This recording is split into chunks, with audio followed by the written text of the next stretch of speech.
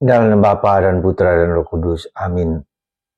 Allah Bapa di surga, kami ucap syukur dan terima kasih. Kami selalu Kau undang untuk menjadi kudus, menjadi suci, menjadi murni.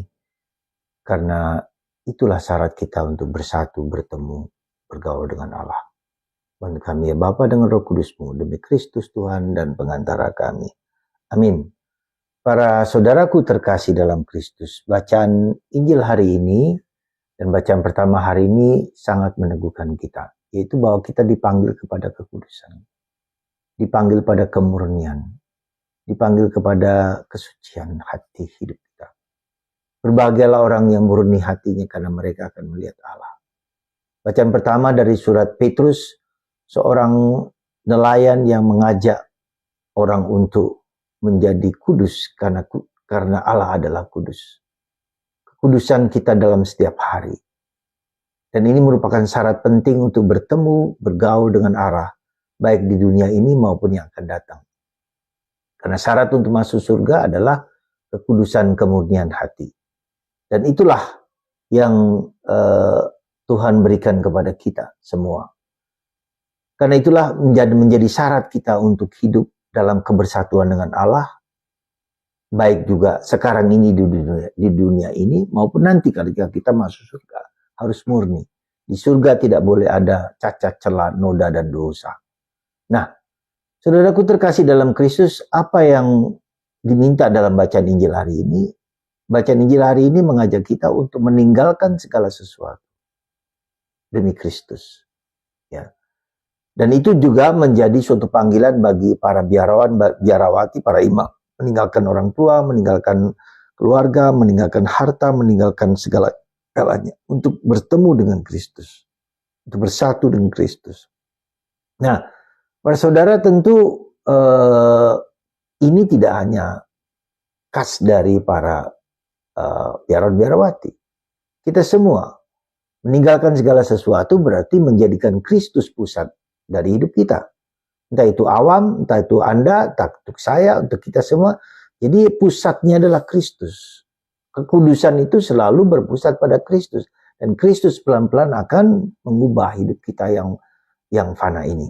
Jadi kekudusan meninggalkan segala sesuatu, nanti Tuhan mengatakan akan diberikan lebih daripada 100 kali lipat daripada yang kita tinggalkan.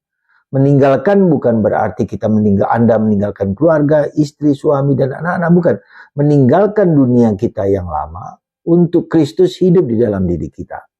Jadi itu yang menjadi panggilan kita semua. Jadi sekali lagi, untuk sampai kepada hidup yang seperti itu, kita meninggalkan pikiran ego kita. Meninggalkan manusia lama kita.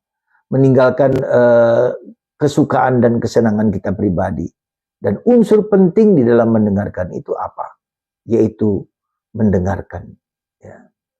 Jadi kita mendengarkan dalam kehidupan kita sehari-hari, bukan hanya mendengarkan di gereja, ya, bukan hanya kalau kita berdoa, kalau kita berdoa rosario ke gereja, misa dan seterusnya. Bukan hanya itu, kita mendengarkan sabda tentu saja itu. Bukan hanya itu mendengarkan sabda, membaca kitab suci itu benar. Bagus, karena itu akan membantu kita untuk dilindungi, dijaga, dan dipelihara. Tetapi juga kita tidak boleh hanya di dalam gereja, ya. Tetapi juga harus di dalam kehidupan nyata sehari-hari, ya.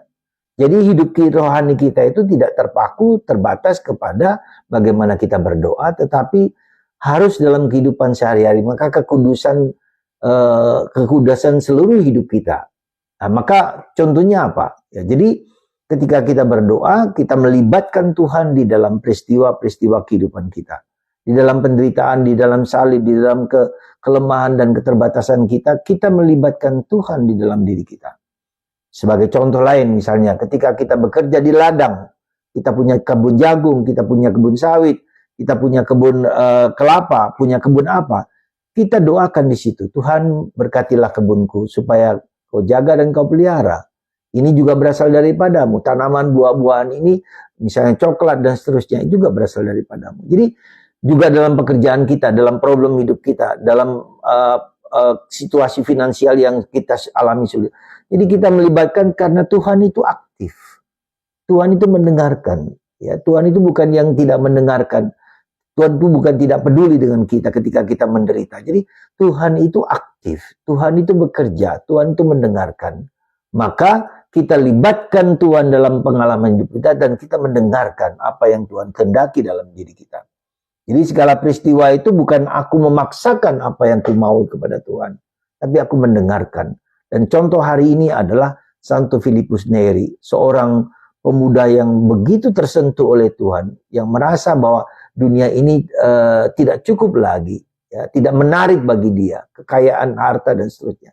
Tapi akhirnya dia mempersembahkan seluruh dirinya untuk menjaga, memelihara dan mendidik, membimbing kaum muda, anak-anak, lalu mendirikan kelompok orang yang supaya semakin orang mengenal Kristus, satu-satunya Allah yang hidup bekerja dalam dirinya, sehingga ia memberikan contoh yang besar di dalam kehidupan sehari-hari. Maka mari saudaraku, kita libatkan Tuhan dalam peristiwa kehidupan kita, kesulitan finansial kita dengarkan, Tuhan mau apa dengan diriku? Dan itulah yang Tuhan inginkan ketika kita harus meninggalkan segala sesuatu untuk mendengarkan suara Tuhan, mendengarkan suara Tuhan dan mendengarkan suara Tuhan.